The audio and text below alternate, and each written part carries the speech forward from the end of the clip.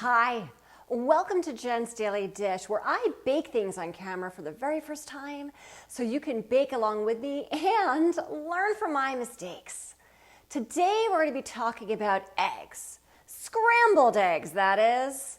We're going to be talking about the science of them, how it works, and how to make the best scrambled eggs of your life.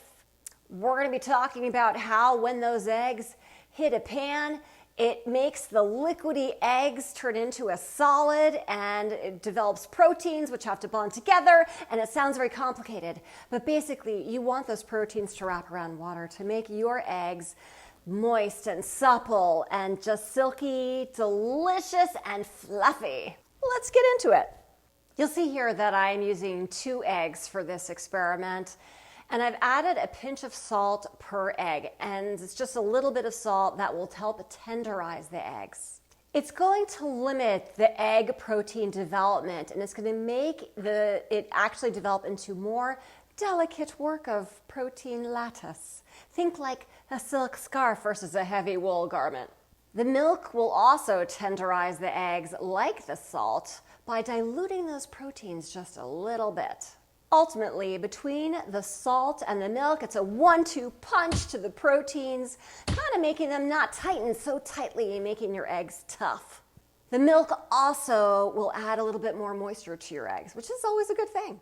Choose a small skillet because it's going to help buy you time. You're going to have more time to mix the eggs at a pace that you like. Set your heat to pretty high. I'm going to put it on medium high here. Add a pat of butter, which will add flavor, but will also let you know when the pan is ready. When this starts to turn to steam, it is ready.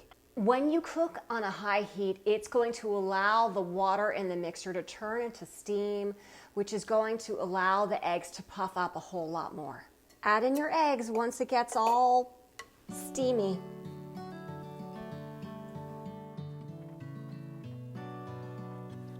Stir constantly. When the eggs are nearly done, you're going to turn the heat off.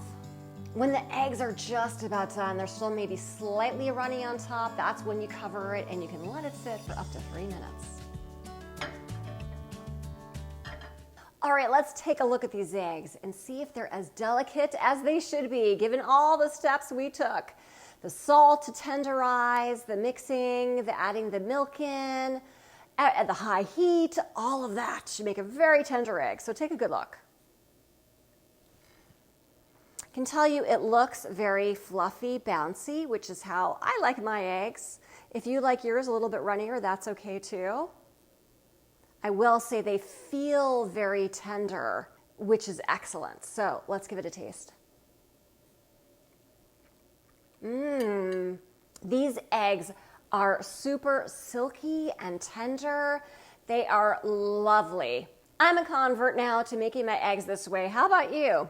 Do you have a special recipe that you have that you want me to make and test out? Because I'd love to. Let me know. If I can talk through the science of making the best scrambled eggs, well, you can go ahead and make this so easy. Don't forget to like and follow for so much more. And if there's any product you've seen, check out my Amazon storefront and check me out on Instagram and TikTok for a whole lot more.